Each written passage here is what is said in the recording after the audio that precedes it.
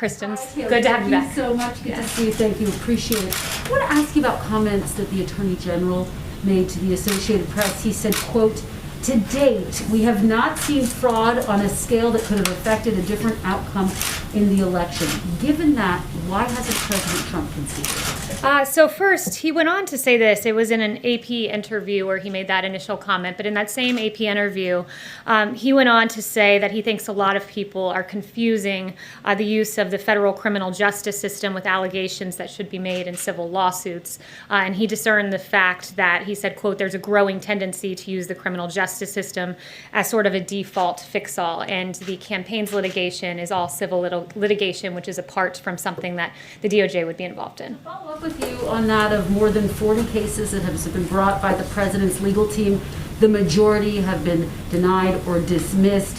The election results have been certified in all of the battleground states. Does the president still think he has a path to win? The president has said that he believes all legal votes should be counted and all illegal votes should not be counted. And in fact, the campaign is pursuing that litigation. I can't get into the details of that litigation here, but they still do have active cases in Nevada and Wisconsin. But how does he overturn the results when they've already been certified in these battleground states, Kayleigh? Again, the president is just looking for every legal vote to be counted, and I will leave it to the campaign to pursue their end. Does he have faith in Attorney General Bill Barr? Does he still have confidence in Bill Barr? The president, if he has any personnel announcements, will be the first to know it. Yeah. We'll go for Janet. Thank you. Two questions. Has the president then spoken to Attorney General Bill Barr since these comments came out yesterday? I'm not aware if they've spoken. I know the Attorney General was here yesterday for a pre-planned meeting with the Chief of Staff, and they discussed an array of issues, but I'm not aware if the President has spoken to him directly. Has the President considered any preemptive pardons to any of his kids? Has he talking to Attorney Giuliani about this? I've heard no mention of any pardons in any conversations I've had in the White House other than the pardon of Lieutenant General Michael Flynn, a 3-star general who I've discussed from this podium before, who had his life ruined. He was a valiant hero who served his country both on the battlefield and then came to work in government. And what happened to him was there was an FBI note that said they wanted to get Lieutenant General Michael Flynn to lie. There then was a criminal leak of his identity in a phone call he had. He was told no lawyers were needed in the discussion the FBI was having with him. FBI investigators then after said they did not think that Lieutenant General Michael Flynn was lying, but yet he was still pursued in an unjust manner, and the government failed to provide the original FBI 302s from that interview. It was an egregious miscarriage of justice, and we're finally glad that justice was served for a war hero, Lieutenant General Michael Flynn. David. Is the President planning to announce his 2024 candidacy in a formal event here at the White House before January 20th or even on January 20th? I've not heard any discussions of that. I'm aware of the reporting, but the president's campaign is currently pursuing active litigation, and that is the focus, at least at the moment. You heard his comments last night. It sounds like he's planning to run again. Do you know if that's a fact? I haven't spoken to him about that. Again, his campaign is pursuing litigation. I would redirect you to the campaign. Yeah. Yes. Mark Meadows has been meeting with Commissioner Hahn. What is being discussed? And also, did the White House get a heads up that the UK was going to be approving the Pfizer vaccine? I'm not aware of any heads up that we were given, but what I will say about Dr. Hahn is it is par for the course for the Chief of Staff to meet with him as we're trying to save American lives with a vaccine in record time. In fact, 2 vaccines, not only a vaccine in record time. You heard Moncef Slaoui say a vaccine normally takes anywhere from 4 years to 25 years. He said that in an interview last week, and this was in 10 months. It's remarkable progress, but we still want to make sure that it comes as fast, as expeditiously, but as safely as possible, because we know by that each day that passes, there are more American lives at stake. So we want to make sure it comes out as quickly as the data allows it to, and we will have 40 million doses by the end of the year, which is a tremendous achievement, not just to have gotten a vaccine in this time, but to have produced 40 million in advance. It's having a businessman as president. It's the Trump vaccine. Yes, Justin. Thanks. I had a couple policy things, but first I just wanted to go back to what you said about personnel.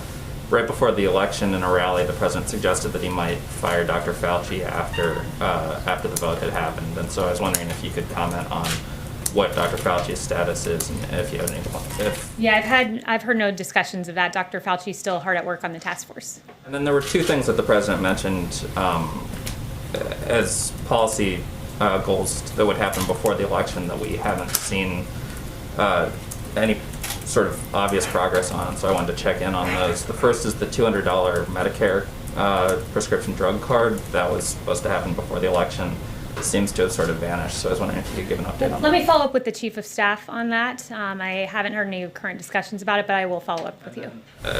He had also promised an immigration order, an executive order on immigration that would protect dreamers. Again, he promised that before the election.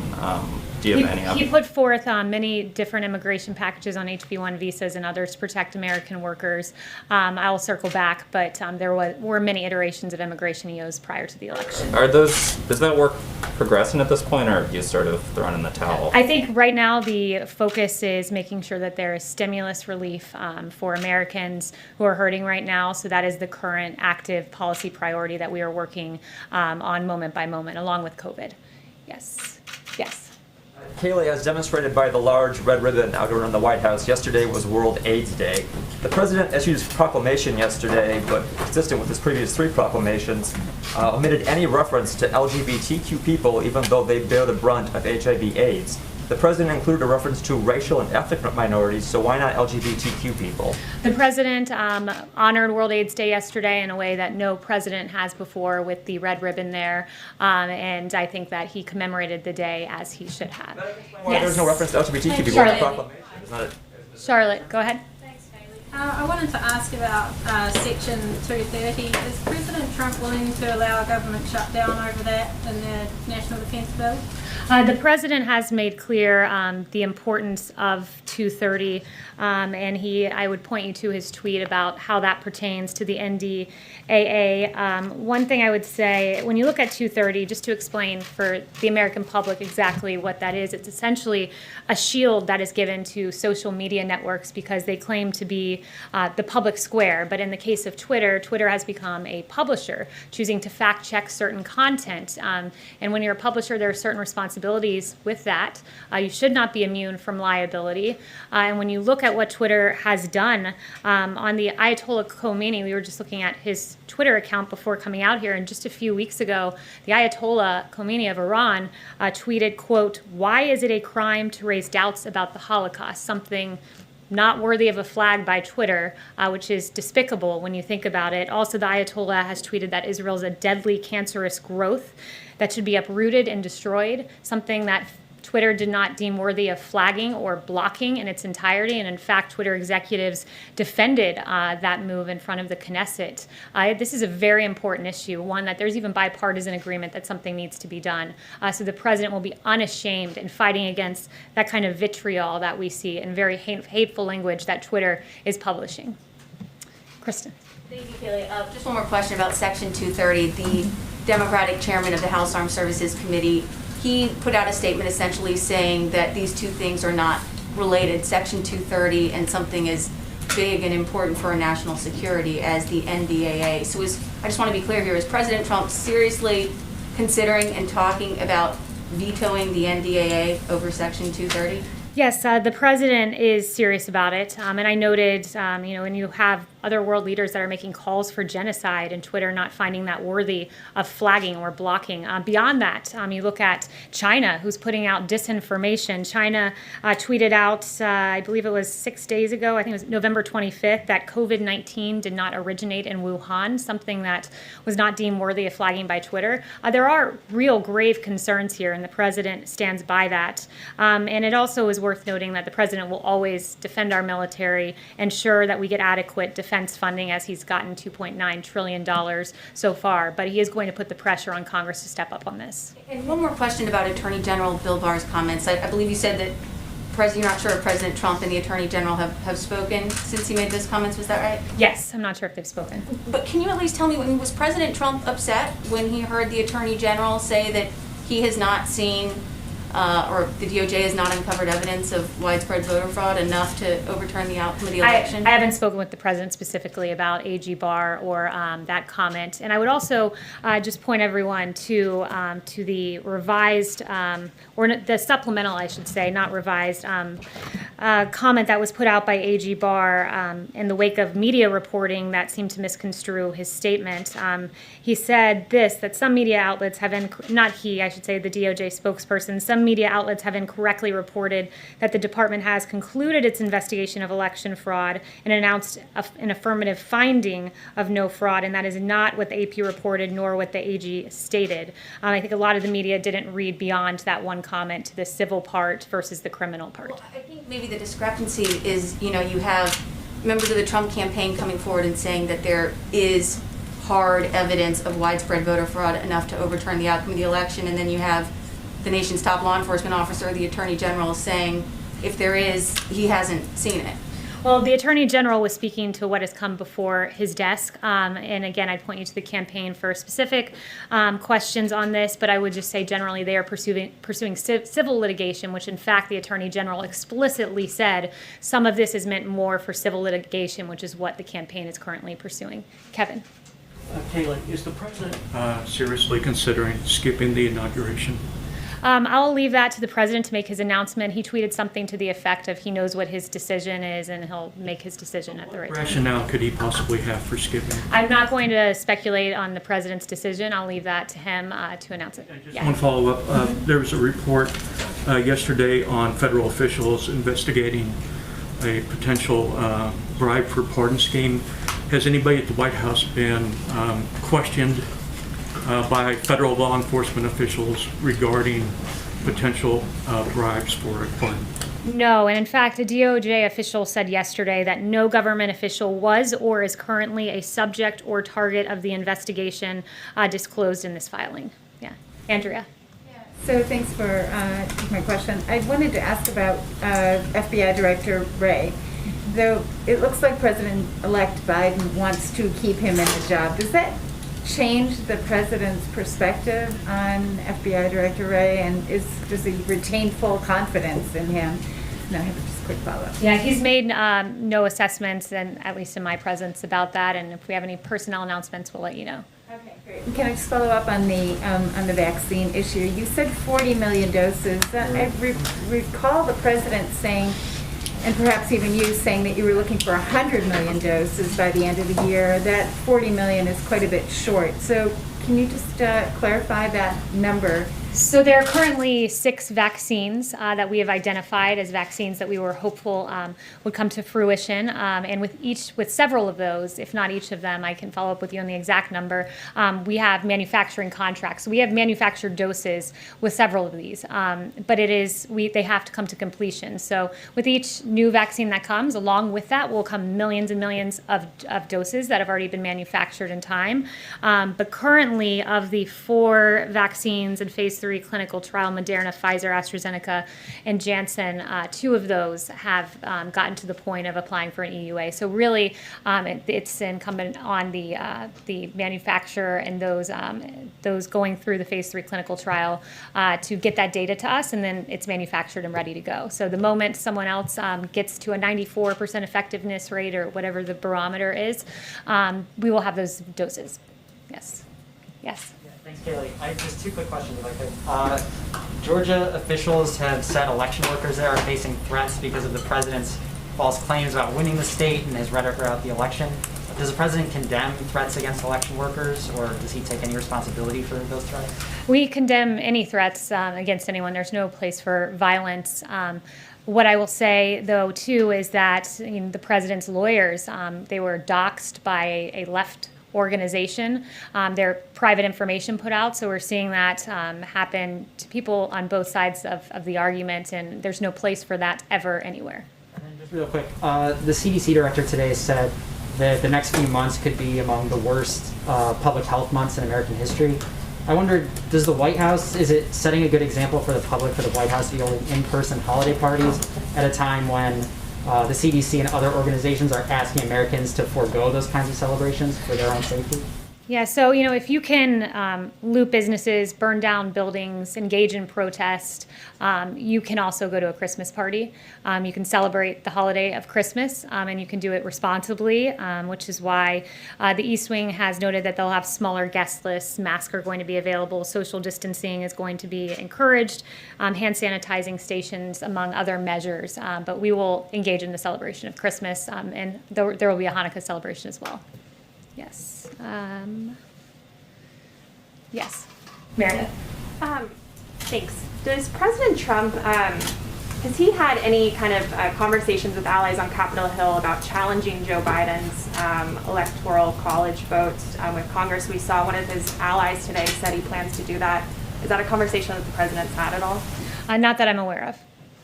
Inez. Oh, yes. The White House Coronavirus Task Force is privately telling governors that Americans under the age of 40 who gathered with people outside their households at Thanksgiving are dangerous to others and should isolate immediately. Why is the White House not publicly sharing that same information with Americans? You said that was in what document was that? The White House Coronavirus Task Force is privately telling governors. That those at Thanksgiving celebrations there's CDC guidance out there as to when you should and should not isolate, so I would point you to that. That's all been publicly available since the beginning of all of this. Christian. Yeah, thanks, Kayleigh. So if some version of the defense authorization makes it to the president's desk with language that terminates Section 230, would he sign it into law, even if there's language in there that renames bases bearing Confederate, names or named after Confederate officials? Yeah, he's said before he's very much against the Warren Amendment, and public polling is with him on that. How that intersects with the 230 tweet, I will have to follow up with him about. I don't know if that position has changed, given what he tweeted recently, but I will follow up on that. And then on China, yes. Joe Biden told the Times that he doesn't want to roll back the China tariffs or the Phase 1 trade deal. Do you know if the president plans on reaching out to Mr. Biden to talk about, China trade, since it's been such a hot policy issue, or any other policy really, before January 20th? I'm not aware of any plans of that at the moment, but if I do, I'll let you know. Yeah. Meredith. You gave some examples of, lawmakers who've been talking about COVID, but I am curious, where has President Trump been in offering public leadership on this topic of the coronavirus, especially as we've seen cases surge? We haven't seen the president make any sort of public comments or even tweets about this surge in cases. So I'm curious what sort of examples you have. Yeah, quite a bit. I mean, he's created the greatest testing system in the world. He gave a press conference about 2 weeks ago, I believe, on the vaccine, which he has done at warp speed because he's torn down bureaucratic barriers. He's been hard at work. He's done, I don't know how many coronavirus task force briefings from this podium, but the work he's done speaks for itself. The fact that now the case fatality rate in this country is 2%. It was 6% in April, and what that means is it's a testament to our therapeutics. Another thing that happened recently, in fact, mid-November, got almost no attention, but it's again a testament to the president, is the two new therapeutics. They are renditions of, one is a monoclonal antibody, another one is a Regeneron therapeutic, and these two therapeutics are given to people with mild to moderate COVID symptoms that are at high risk for severe COVID or hospitalization. So the fact that we've got to the point where we now have therapeutics we can give you in advance to try to prevent you from going to a hospital, and we've sent out 169,000 vials of one and 36,000 vials of another just in a few weeks. He's hard at work at this with the task force behind the scenes. And when we talk about his public leadership, just on COVID generally, I think it's a fitting time, given your question, to note Dr. Fauci now says that we should keep the schools open. He said that this Sunday. This is something the president has said for months. It caused me to go back to July and look at one of my briefing books from July 16th, 2020. And what I found in there was this. The science was always on our side about keeping schools open way back in July. It's being acknowledged now, but in July you had Dr. Redfield saying, unlike flu, kids are not driving the transmission cycle. You had Dr. Atlas, who's been a leading voice on keeping the schools open, saying everyone else in the Western world, our peer nations are doing it. We can do it. This was back in July. We had a study from the Netherlands about few reports of infections from schools that had stayed open. This was back in July. You had a Yale School of Public Health professor named Albert Coe saying that the bottom line is the impacts of COVID-19 on children is minimal or very low compared to other groups. There was a Lancet quote to that same effect. This was back in July when the president was saying, keep the schools open. I'm looking at the science. It's detrimental to keep kids out of school. But what were Democrats saying? When the president was following the science, here's what Democrats were saying. You had Governor Gavin Newsom say this, I'm not taking pressure from Trump on opening schools. You had Governor Cuomo saying it's not up to the president about opening schools as schools were shut down. You had Mayor de Blasio, who interestingly reversed himself this week, and now kids can go back to school. But back in July, when the science was on our side, he was saying what we won't do is ignore the science and recklessly charge ahead like our president, who was always following the science. You had Jennifer Rubin tweeting that now he wants to kill your kids. I'm not sure how that's responsible reporting.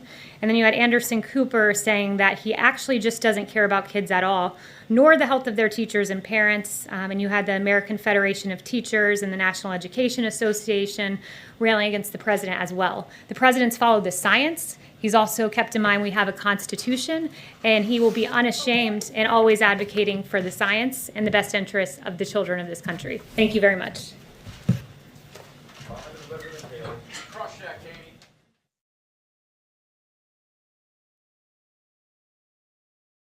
All right, folks, thank you so much for joining us here at Golden State Times. If you guys liked our coverage, make sure that you subscribe and you click that bell to get more full coverage from the White House, President Trump, and politics in general. Also, make sure you check out our website, goldenstatetimes.com. If you're looking for a new place to get your headlines and you no longer go to Drudge Report, then make sure you check out goldenstatetimes.com. Again, that's www.goldenstatetimes.com. Make sure you share this video on social media, on Facebook and Twitter and Gab and Reddit and all of those social media sites. And make sure you also click the thumbs up button because that helps us with the algorithm here on YouTube. Thank you so much, folks. Once again, subscribe to the channel. Let me put that up. Subscribe to the channel and click that bell. If you've been subscribed to us for a while, make sure you're still subscribed. Make sure that YouTube has not unsubscribed you from the channel. And we will see you guys here very soon for another either White House Press Secretary Kayleigh McEnany press briefing or President Trump press conference. You never know. So make sure you are subscribed and the bell is on so you can get notified for future uploads and live streams. Thanks so much, folks, and we will see you very soon. Peace.